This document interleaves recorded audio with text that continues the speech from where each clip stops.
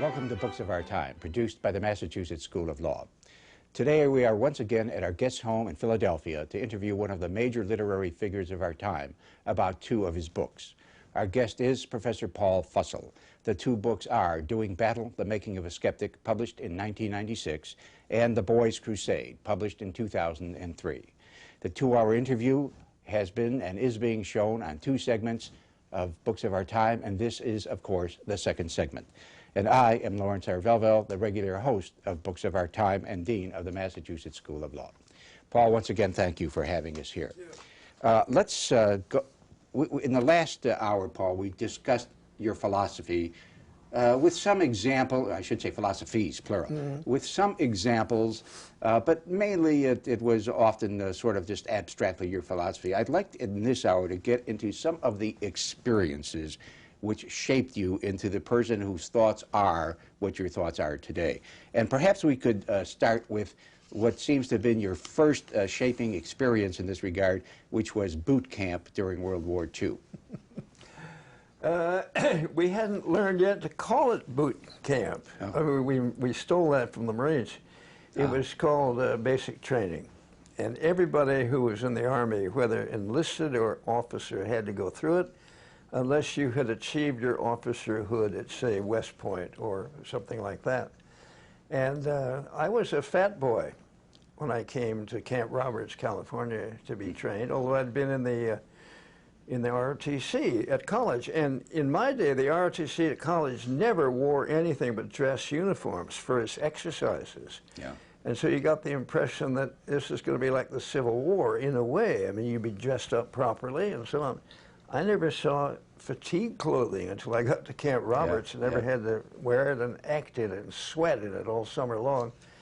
But that's where I began to discover what the Army was really about and to wonder, how did I get into the infantry? I got into the infantry because that happened to be the branch of service that the ROTC was in at my college.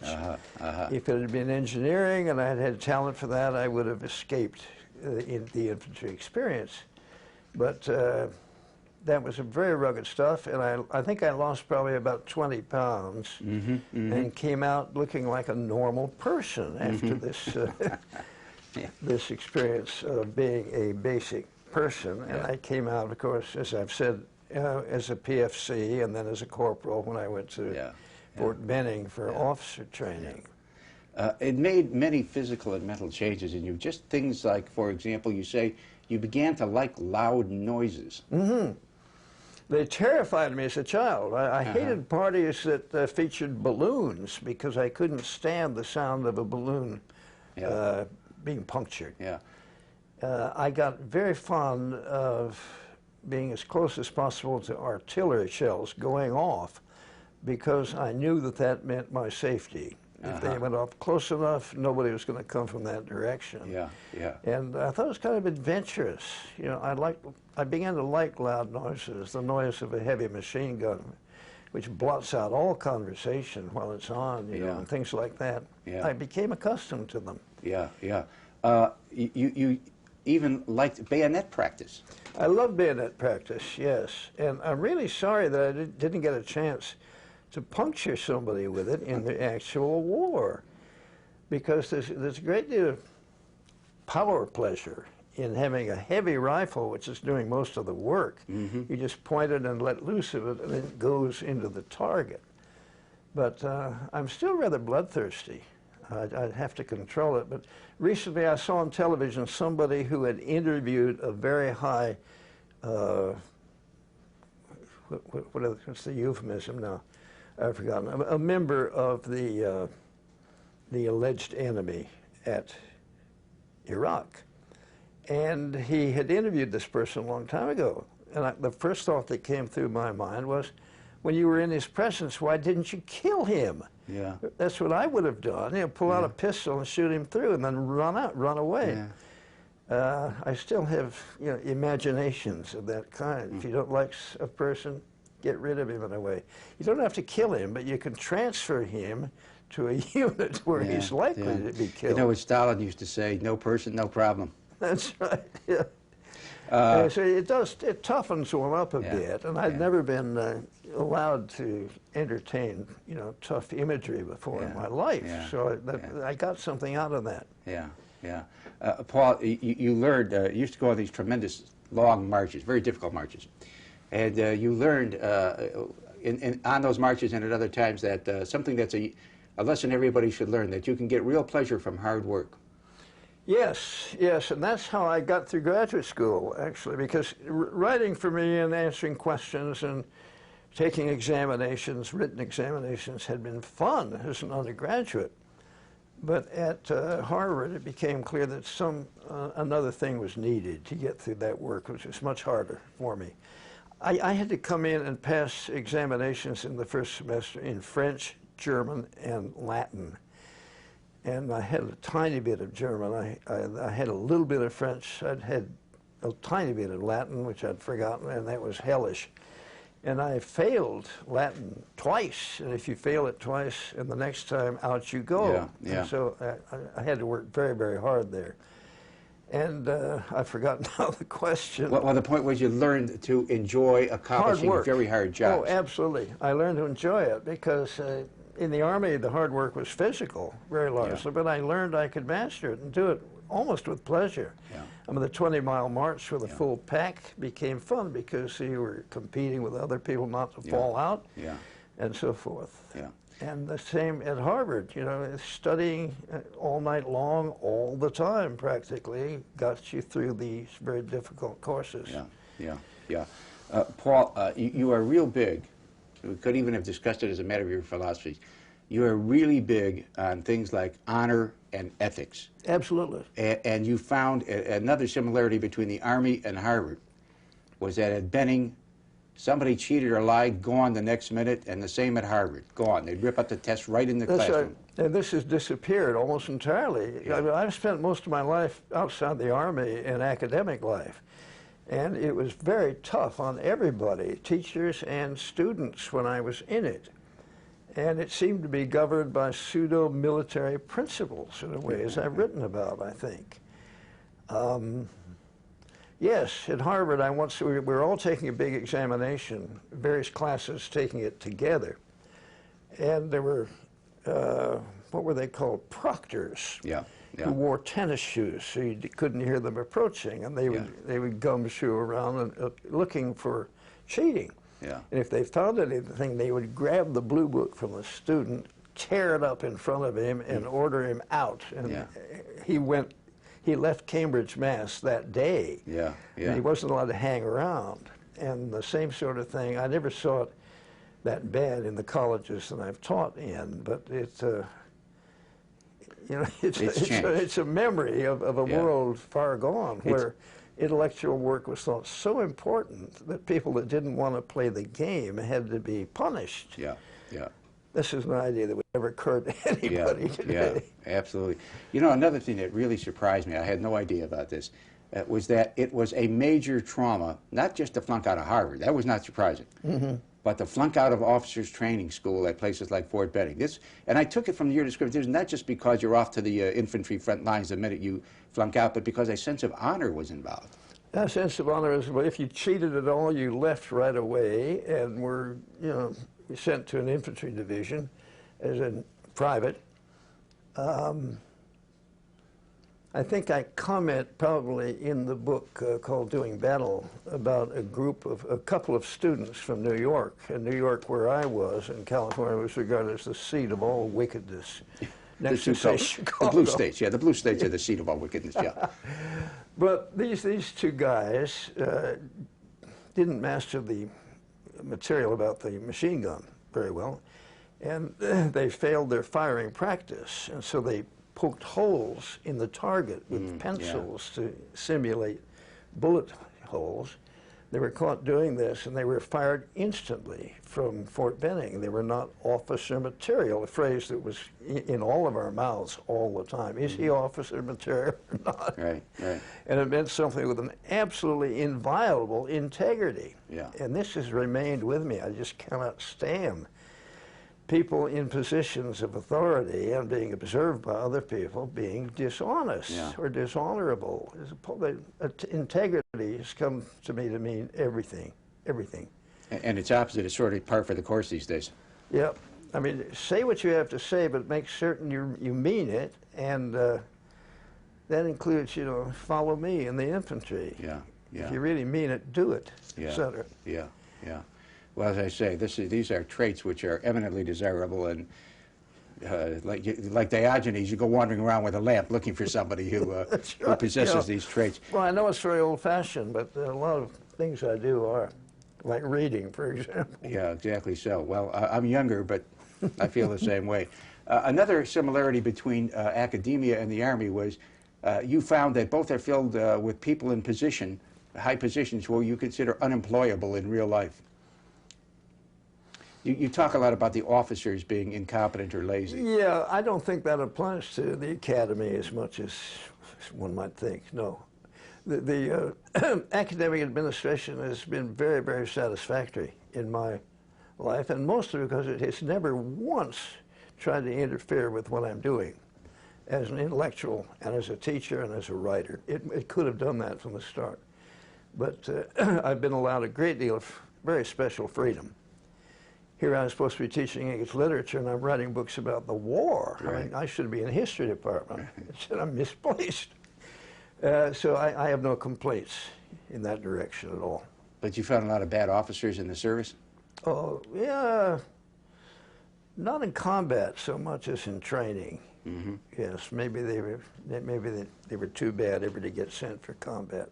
Yeah, yeah. One of my favorite characters, by the way, is Abe Goldman. Do you remember what I said about him? I do. Go on, tell the story. A little short Jewish guy from the Northeast somewhere who was shot at one point, and I was ordered to take him to the rear, which I had to do pulling him. He was fat and heavy, and get him there and so on. And you were both crawling, as I remember. Yeah. He was, you know, not moving, except you were crawling and pulling him. I was pulling him along, yeah. yes.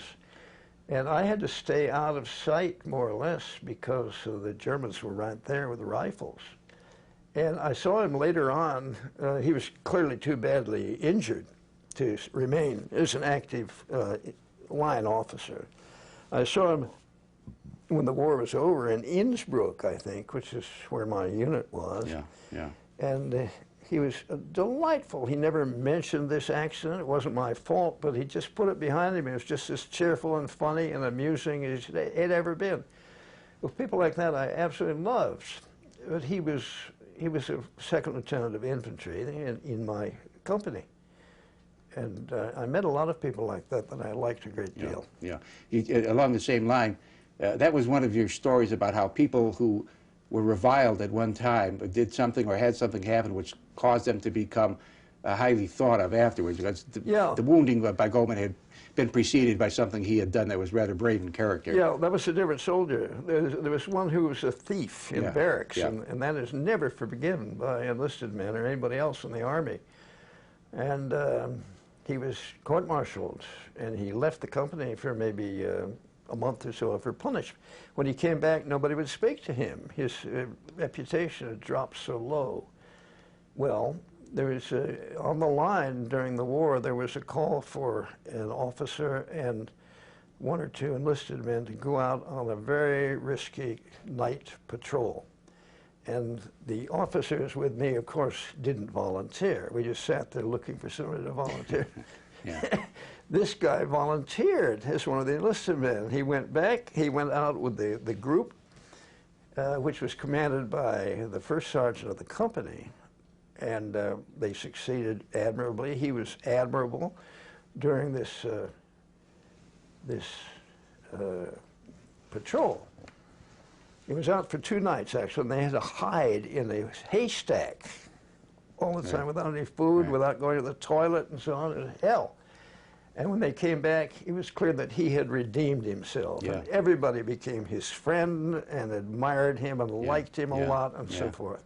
You know, you talk about an opposite case where some fellows were sent out on a patrol to find out whether a river was shallow enough to be fordable, and they came in and said, yeah, it is, and you found out later on they'd never moved more than 20 yards or something like that. That was not uncommon. Not uncommon. I didn't find out about it until I met one of the soldiers who'd been on that little exercise. After the war? After the war, and we were drinking beer together somewhere in Germany, waiting to come back to the United States, and he said something like, "You didn't really believe we went out on that patrol, did you?" And I said, "Yes, I did, because I was a new officer." And he said, "No, we went out about 50 yards and lay down and came back, and we agreed on that story." Yeah, yeah. The trouble was that what they were there for was to ascertain the depth of the river. Yeah. And they said, "Oh, it's about 9 inches deep." Nothing. The battalion attacked the next day, and it was much deeper than that. And so they had a lot of responsibility. Yeah, yeah. Now, I was so naive at that point. If I'd gone out alone to see how deep the river was, I would have been scared to death, but I would have done it. Yeah, yeah, yeah. Understood. Paul, why don't we talk about the first night you got introduced, or the first day, the night and then the following day, that you got introduced into combat, into the line at a place I guess is pronounced Sandy. Sandy. Yeah, okay. It's spelled, for Americans, it's spelled Saint Die, which is... And that's what the troops called it. Yeah, yeah. Tell what you found. The next day when you woke up, tell what you found and what your reactions were. I woke up, and I'd gone to sleep in a field in this mountain setting, big trees everywhere. And I looked around and I saw a lot of bodies of soldiers. They were German soldiers. Maybe they were 15 or 20, and they were young soldiers, as young as my people were. And they were still clutching their rifles or their machine pistols, and their skin was white, and their eyes were open, and so forth. As I said, I think in a book of mine, I'd never seen dead bodies before, except my grandmother's at the funeral home. You know, you have a viewing and so on, and that was fine. But that really woke me up to what this war is about. This war is about killing people, killing young people, most of them, who haven't done anything. I mean, it's based upon utterly unfair premises about human behavior. And I began to catch on at that point. Yeah. But that didn't change me. I still enjoyed, you know, knocking off groups of German soldiers. Yeah, yeah. You know, you talk in that particular episode, as I said, I think earlier, the last show, a lot of it's minimalist but powerful. Talk about two German soldiers that looked like they were 14 with their brains oozing out, one through a hole in his head and one through his nose. That's right, and that was about 3 hours after I had awakened that morning. And these were younger kids than I'd seen spread out on the field. Yeah. The ones on the field were probably about 15, 16 years old. Yeah. These kids were about 8 years old. Yeah. Bizarre. Yeah. Yeah. I began to realize, you know, this is going to be a crusade. People who would send kids that young have to be punished. Yeah, yeah. You also learned, you said, to compress your lips so as not to, you know, hold in the emotion. Yeah, yeah. Understandable. Yeah, you had to do something, because looking at those kids dead with their brains coming out of holes in their head and so on, if you were in a normal circumstance, you'd burst into tears. Yeah, yeah. Well, because you're leading a tough military unit, that is unthinkable. You can't do that. So you've got to have a mechanism to conceal any kind of sentiment. Yeah. And this is what General Patton did. He developed the habit of talking obscenely and profanely all the time, largely because he was so sensitive to the damage that he witnessed, which he had to cause. And it was a fairly common technique. You still do that? No. No, no, I do. Over that. Well, I never see so awful sights anymore. Yeah. Patton, you're working on a book on Patton now. Yeah. Okay. Give you a plug as to what's coming out in 2007, I understand. It'll be available in 2007. I should live so long. Yeah, well, I hope you do. In the 1 minute we have left before we go to break, Paul, tell about Sergeant Engel and, you know, the impact on you when you watched him get hit. Sergeant Engel, yes. This was an attack by the whole battalion, that is 4 companies of it, at one time on, let's see, it's March 15th, the Ides of March 1945. The war was almost over. We were attacking this woods, and we were met by fusillades of small arms fire the minute we got inside the edge of the woods. And we were all lying down on our stomachs, hoping to make ourselves so small that we wouldn't be hit by any sort of wayward fire. And my head was down on top of some leaves, I think, and I could see horizontally a sergeant of my platoon who decided that he'd had enough of that. So he stood up and he was trying to locate the machine gun, and he was hit by it in the face. And before he even fell down, he spit out a mouthful of teeth and blood and so on, and fell on the floor. I was in touch with him much later, and it was clear what had happened to him.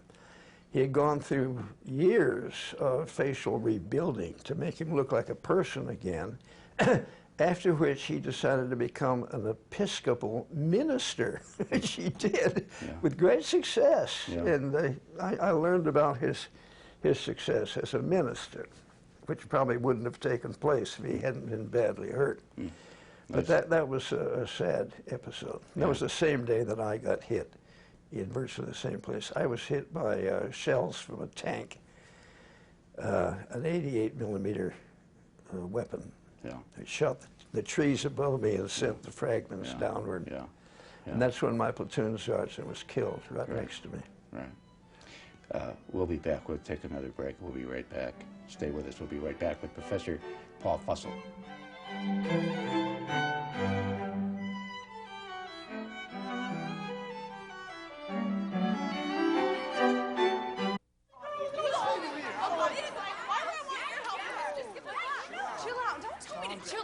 Stealing my things? I wouldn't have to raise my voice if you would just give it back and stop being like a criminal. I don't have your cell phone. Oh God, look at yourself. What are you offering? Is this a thief's uniform? Oh, you see all these people standing around here? Why am I the one? I'm sorry, homie, okay? What? Don't make this a big deal. Just give it back, okay? Did you see me? Yes, you know what? I just know you took it. Where are your witnesses? Look at Where are your witnesses? What? Did you see me? Did you see me? Hey, you left us in the bathroom.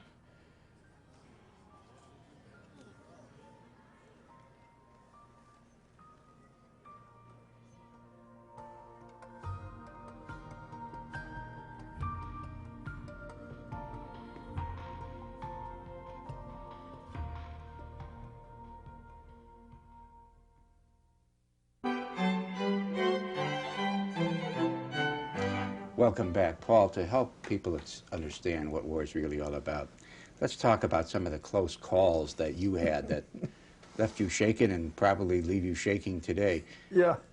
One was the time that you were acting as a spotter and you vacated, and next thing you knew, an 88 shell blew up right where you were. That's right. I thought I was very clever. This was the first night I spent on the line. And I was told to occupy a house that was sort of halfway between our forces and the Germans, who were on a hill facing us, and I had a telephone, and to phone back the news if the Germans were visibly preparing to attack so that my people could get ready for it. And so I was there performing this action, actually with a binoculars, watching the German line, and all of a sudden I saw some German soldiers preparing a trench of some kind on the top of this hill. And they were visible only because they had set the city of Saint-Dié in the Vosges Mountains afire, and because they were silhouetted up there. And so I had heard a few days before that the complaint from a senior officer that junior officers never did anything. They just waited for instructions, and they did that. They didn't initiate anything. So I said, here's my chance. So I phoned back to the heavy mortars, and I said, have I got a target for you? Give me a shell, and I will direct the fire. I'll correct where it's going. So they did that, and it was an amazingly accurate first shot. And I said, move it 200 yards to the right and fire for effect, which means fire to kill. and the next one, I think, dropped right into this hole that these guys were building, because all sorts of bodies flew up in the air. To my immense gratitude, I had done something to help win the war.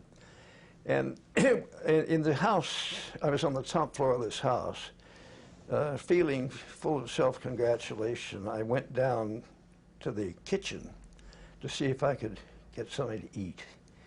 And the family was still in the house, the French family, and they were in the cellar, except for their daughter who was cooking or something. And the minute I was downstairs, the whole top floor exploded because they had fired an 88 shell exactly where I had been. They'd been seeing me all the time with these idiot glasses and had been planning some sort of amusing denouement of the situation. And one of the shell actually missed me, but the fragment hit the daughter of this house in her leg and infuriated her father. We had to pacify him for the whole night as we hid in his cellar.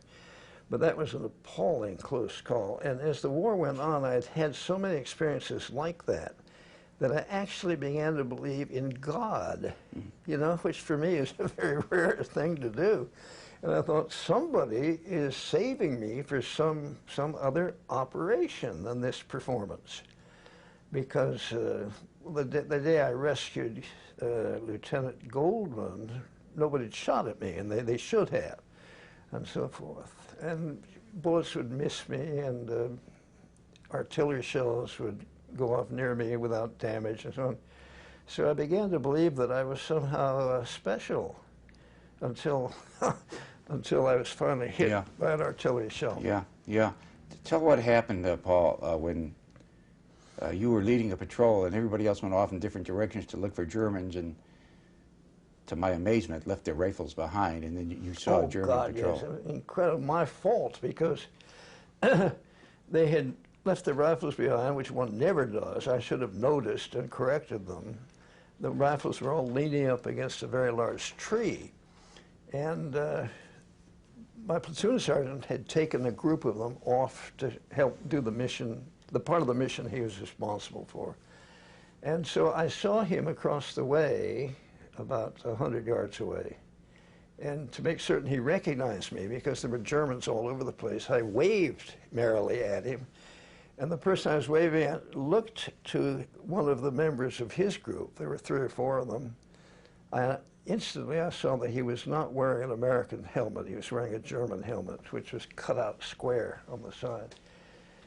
And there I was, utterly unarmed, because I had foolishly leaned my rifle up against the tree. So I grabbed somebody else's rifle, put it on my shoulder. At the time, this German was beginning to catch on that something was happening here. His rifle was slung on his shoulder, but he was trying to get it off. I knelt down, grabbed this rifle, this M1 rifle, a magnificent instrument, by the way, opened up the lock on it, and kneeling, fired 8 shots at that group of Germans, killing one, injuring another, whom we caught later, and causing another to run right into my group of people. So we brought him back as a prisoner. But that was a very, very close call. If he had noticed me first, I would have been killed. Yeah. That took a little. That took so much out of me that I remember one of my sergeants after said, "Just take it easy, Lieutenant. Take it easy." I wasn't trembling, but practically, you know.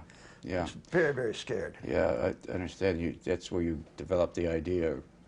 Got the idea celerity ought to be added to duty on our country. Yeah. Because celerity makes all the difference. That's right. Being fast. It used to be one of General Patton's very simple rules for surviving. Be faster than other people. Yeah. Tell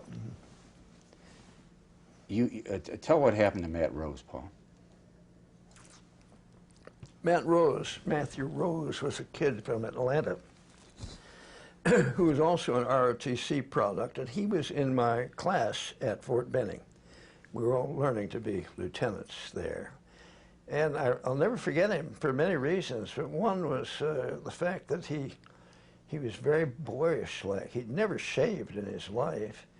And his mother, he was still very loyal to his family. His mother once asked me and him and several other cadets down to Atlanta, which is where he came from, for a Christmas dinner. And so I got to know him and his family quite well. He's a very nice boy, but a kid still, like many of us. And his job was to be the leader of the mining platoon. Yes, minor platoon, consisting of about 30 or 40 men, and their job was to emplace anti-tank mines, watch over them, and pick them up when we had to move and emplace them again. And at one point, we were defending, this was during the Battle of the Bulge, and we were occupying a space which had been emptied by one of the divisions which had to go up to face the Battle of the Bulge.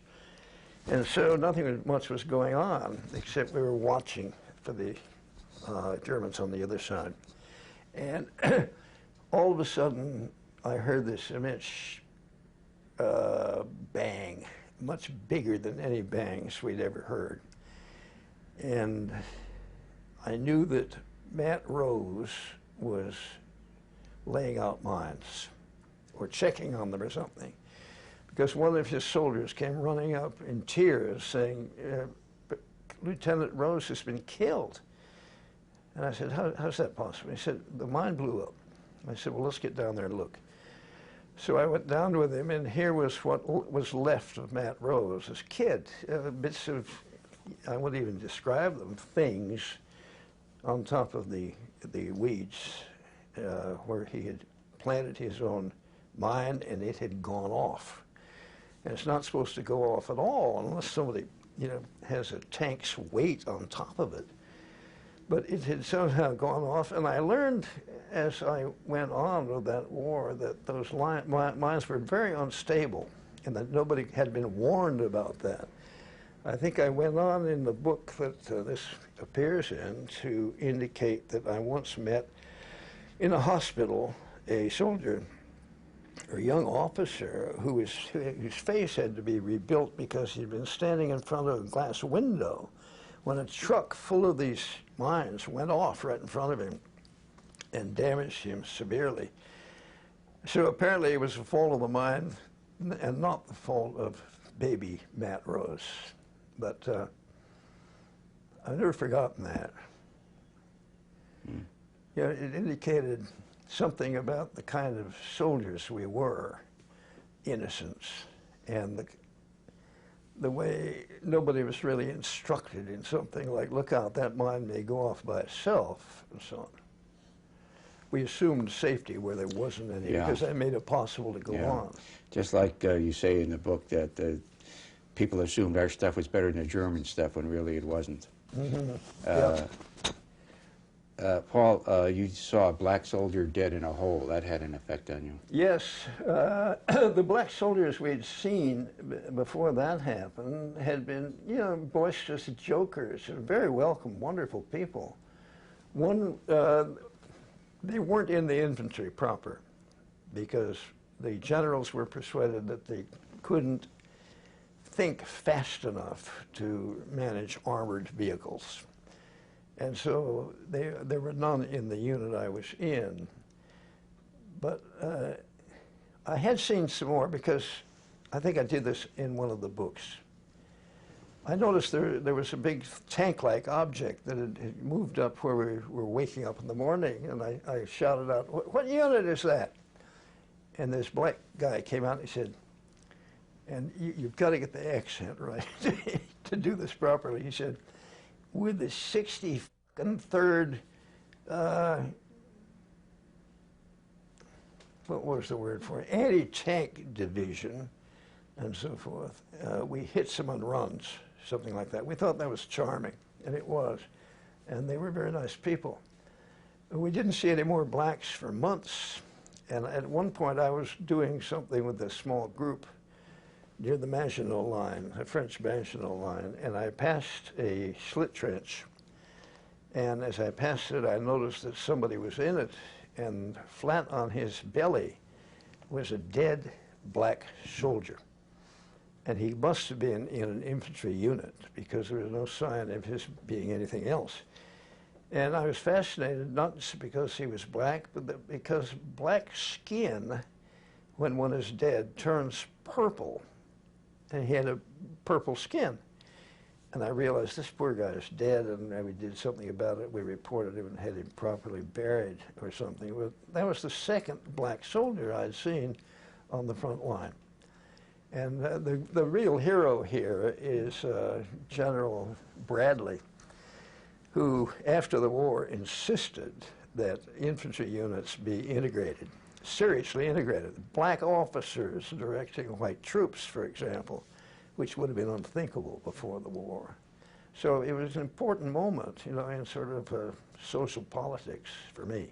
Mm-hmm. Yeah, and you mentioned that at Benning you hadn't really realized that all the people doing the scut work, as it were. That's right. They were making our beds, and they were doing the kitchen work and so on, and they were, of course, not in our crowd, which was entirely white. Yeah.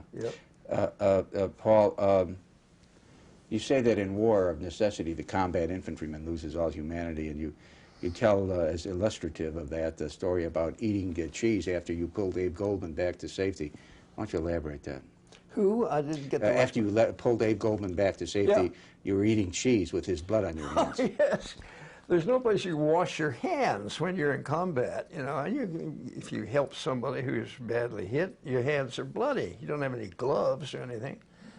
And so after I got Lieutenant Goldman taken care of, I was very hungry, and I went to rejoin my group, who knew me well, and I opened the can of cheese, which was in the K ration box, and I was eating that with great pleasure, and a sergeant of mine who was very acute, after the war, I said, "What was the thing that I did as your leader that you hated most?"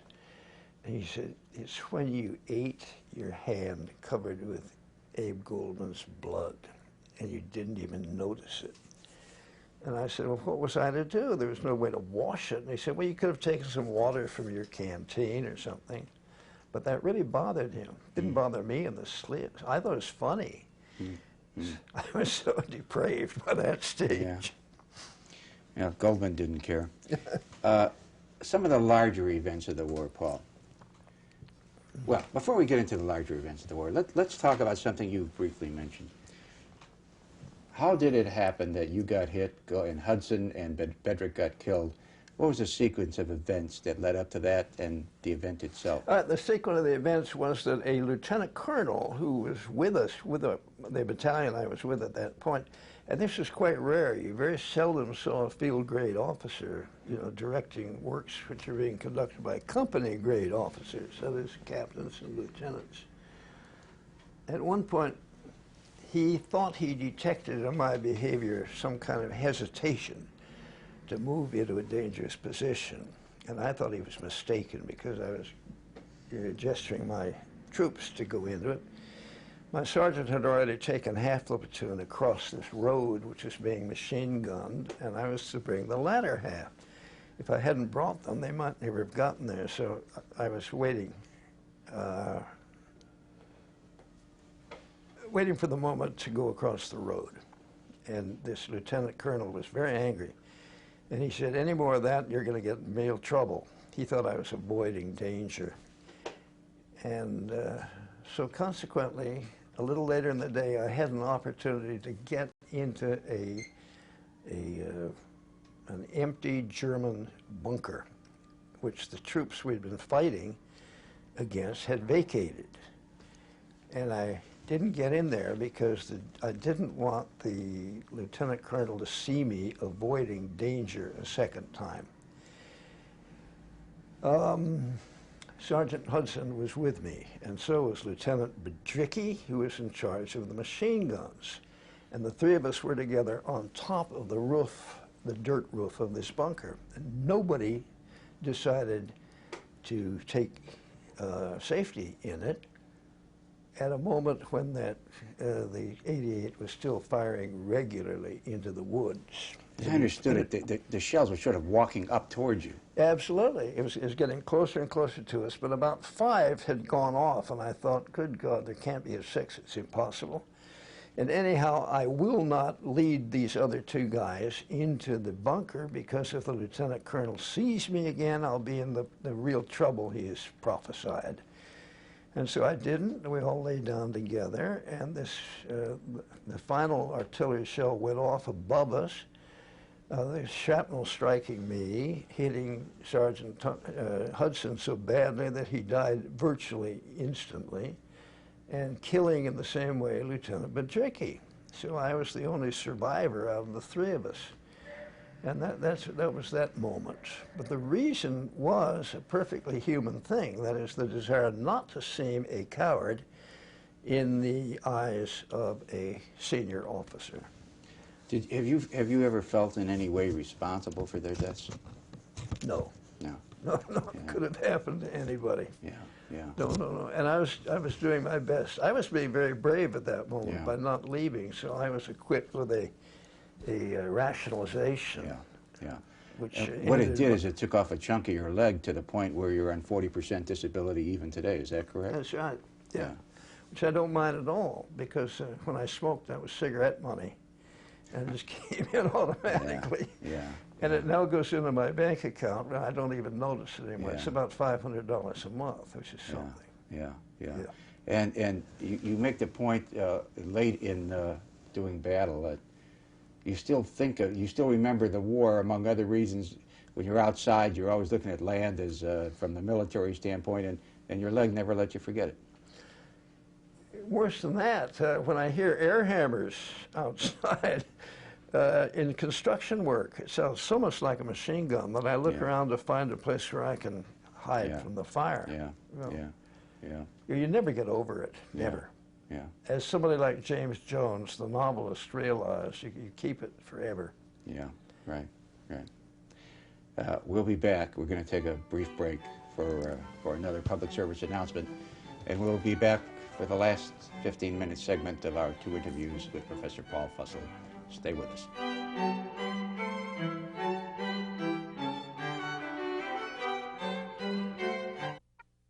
Krista, make sure you stay with her the whole time. She's new to the country. This is her first day. This is a brand new country. It's a whole different culture. Okay. Now make sure you stay with her the whole time. I'll be here right after school to pick you up. Okay, Mom. Okay, have fun. Bye-bye. Bye. Ignore my mom. She's so annoying. She's totally freaking out about this whole thing. She freaks out about everything. She always does that. Ugh. Ignore my mom. So, ready for your first day in the wicked castle of doom? I mean, like, seriously, it's so boring. I don't know how they could put us through this, like, every single day. How many schools do you have in your village? None.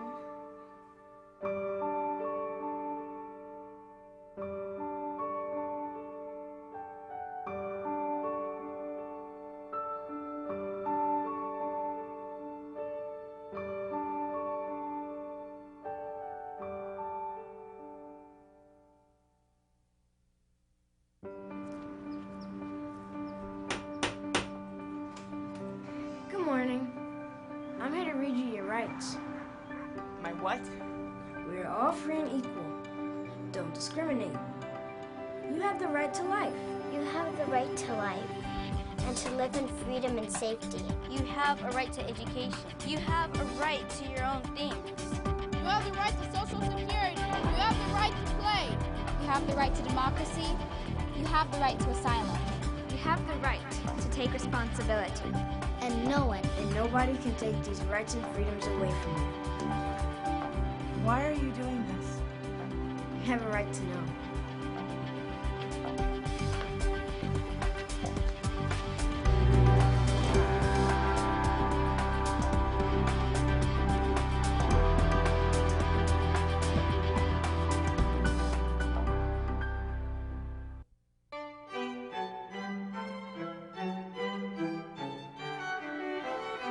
Welcome back. Paul, there are some things that happened in World War II in Northern Europe. Actually, there are lots of things that happened in World War II in Northern Europe that we don't read about. I read a lot of history, and you've talked about some things that, despite what could fairly be described as voracious reading I had no knowledge of. Why don't you start out by telling the audience about Operation Cobra, how it came about and why, what happened, etc. Okay. That's a good example because it was a noble undertaking and it was very intelligent of General Bradley to think of it. The point was how to break the stalemate that is holding the American soldiers in the Bocage area of Normandy, where they are suffering very badly. You can't use tactics there.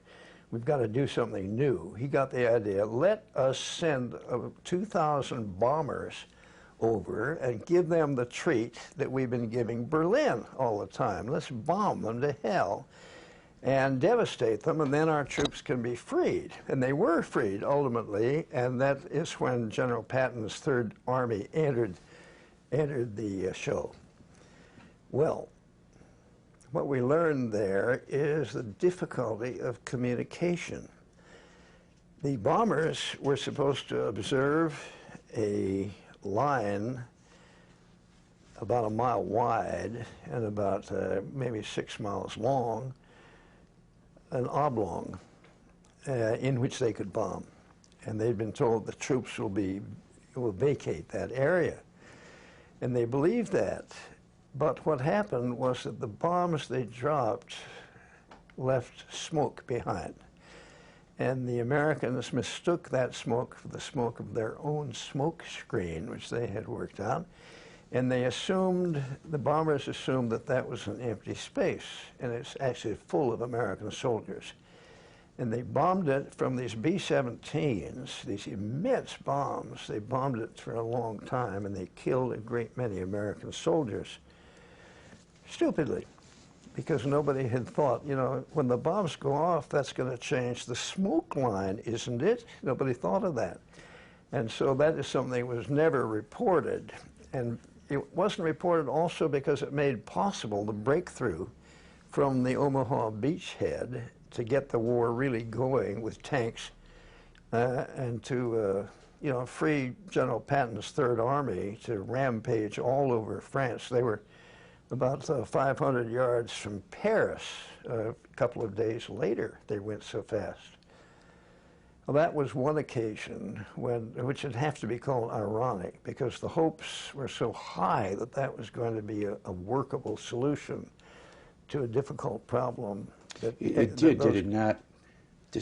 When they corrected the mistake, they just destroyed the Germans who were there, isn't it? Yeah, it did that. It did that and made possible the advance, but it also destroyed a great many American soldiers. The thing that struck me, Paul, as the ultimate irony was that the book says that to escape the American efforts to kill them, some of these Germans were driven so insane that they killed themselves instead. That's true.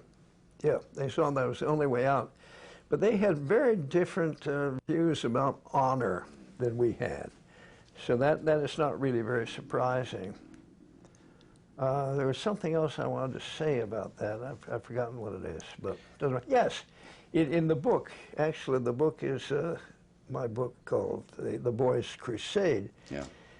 I advise sightseers, and Normandy is a great sightseer's target. I said, don't waste your time looking for a monument about the hundreds of American troops killed on that occasion, because there is none. And there probably never will be, because it's so shameful. I mean, that we were so stupid as to kill our own soldiers. Well, I learned later on that that happens much more often than we realize. And it always has to be covered up with public lies of one kind or another, or implicit public lies by just not mentioning it. If you mention it, people are going to catch on that war is very dangerous indeed, and look out. You tell the story about Operation Cobra that I think it was General McNair who had been responsible for training the United States. He was behind the lines in a hole.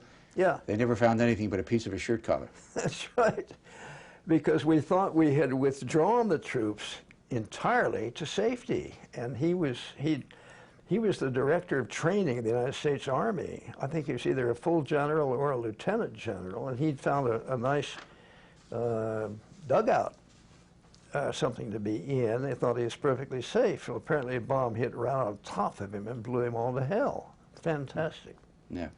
Paul, the Huracan Forest, this is another battle that one just doesn't hear about. I'm curious as to know why, and I'm curious to have you tell the audience what Huracan was all about and what the mistakes were. Okay. Huracan Forest was a very important target of the American Army, and it was a large thing. It was maybe 15 miles square.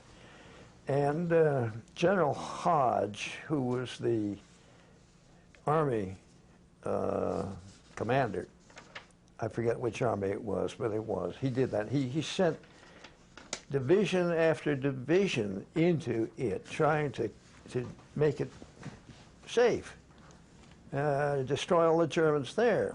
Well, the weather turned bad. A lot of things happened that coincided to make it one of the great mistake areas of the Second World War. It used up, as I remember, 9 infantry divisions without making any progress at all. And General Hodge would replace one division with another, and then that would be wiped out, and that had to be replaced by another, and so it's bizarre. If this had happened in the Vietnam War, there would have been a mutiny or something, but nothing. The troops didn't complain very much. They complained quite a lot, but this was never reported, the Battle of the Huracan Forest, and it's well known among survivors. One of them, I think I talk about this man in the book, The Boys Crusade. He was an officer, I think a major at that time, commanding a battalion, and it was Thanksgiving. That's what it was, Thanksgiving Day. And General Eisenhower had ordered that every soldier was to have a turkey dinner on that day, no matter his situation on the line. And at that point, a bombing of our own troops took place, to the extent that this officer, who's now probably younger than I am, survived, and every Thanksgiving Day he can't stand it. He goes out to the backyard and in silence sort of cries himself into an appropriate elegiac emotion. He still cannot get over this ridiculous wipeout of his unit. Well, this is fairly common because war is an irrational performance, and even the rules, the tactical rules that you follow, like always attacking from the flank if you can find it, and so on, govern and give the impression that it's a rational proceeding, like, say, a football game where there are visible rules and they're followed and so forth. And nobody can ever understand that who hasn't been in it, because it's described in books that have nice pages and the lines are properly the same length and things like that. Nothing surprising or shameful in the presentation of it, but it is full of shame and outrage and so on. Patton, one reason I'm interested in him was his guts in firing generals, division commanders who weren't any good, who were scared to death, or who were too complicated, or who missed the point, and so on. He'd send them back to the States and replace them with people. And he used that, he told people that all the time. He said, if you don't capture that town, you're through. I'm going to get rid of you and replace you. And he would annoy the subordinate commanders by saying things like, would you give me the names of 2 or 3 major generals that you'd like to replace you when I fire you? And so on. In other words, get into action or you're finished, and so forth. So there was a lot of that sort of stuff, change of commands that were covered by various rational excuses. Paul, you talk a lot also about something else that we don't hear about. Men deserting and men running in droves in the Bulge, and deserting apparently in droves in Huracan, where Eddie Slovic, the only deserter shot in World War II on the American side, he deserted in the Huracan Forest. Why don't you talk a little bit about this running in this deserter. That's right. Well, poor Private Slovic was selected to be executed as a morale mechanism because there were so many complaints and desertions occasioned by the Huracan Forest business that Eisenhower realized these have got to be stopped somehow. And no deserter had ever been shot in that war. They'd been given, you know, mild punishment. So he said to himself, this is the time to invoke the death penalty for desertion. So he had Danny Slovic shot by a firing squad, and he had that news publicized widely in the Army, hoping to stem this vogue of running away. That's all I know about that, because that didn't take place in my unit, and I never learned about that until after the war was over. But that's an example of the sort of problems faced by high command. I mean, things that can be solved only by invoking some solution which you deplore. Because so many people were running. That's right. You couldn't kill them all. You had to choose an example and so forth. It didn't do much good. Paul, we have just 30 seconds left. I'm cutting into other 10. Just tell, for 30 seconds, tell us about the time that Americans understandably shot 128 SS men in the camp when they discovered them. Oh, yes.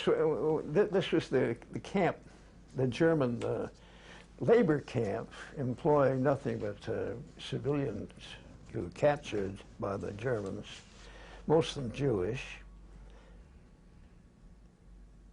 When this camp was discovered by the Americans, it was the first one we ever found, so that we knew what the Germans were doing behind the scenes. There'd been rumors about this, but we had no evidence of it. This was the first evidence. We found a whole camp which was governed by SS troops, German SS, and the people that we released from that camp were so appalled by the behavior of their captors that they came out and with their bare hands killed most of them, if not all of them. I think they killed all of them. They beat them to death, kicked them to death, and so on, which really shows, you know, that this was a very serious war. And apparently our guys got so incensed at what the SS men were saying, they shot a whole bunch of them to death too. Exactly, and the whole scene at that camp was so awful that when it was discovered, General Patton himself couldn't stand it. He went behind the building to throw up. Yeah. Paul, we have to, for 2 full minutes here, they've been madly telling me to wrap this up. I don't know what to say, except thank you for being willing to go through all this again. Thank you for giving me a hearing. Sure. Thank you for being with us. Be with us again.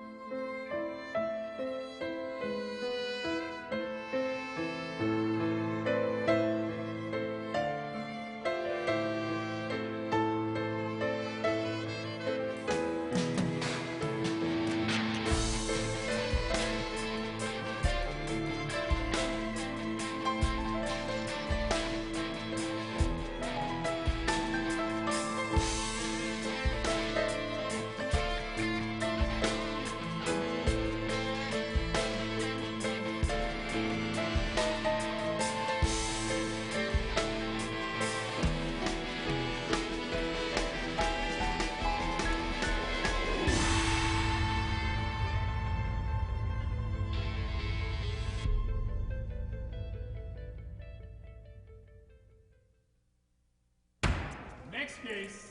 The People versus Martin White. Mr. White has been charged with... Guilty. Next case. But, Your Honor, you haven't heard the charges yet. Guilty. Next case. Guilty.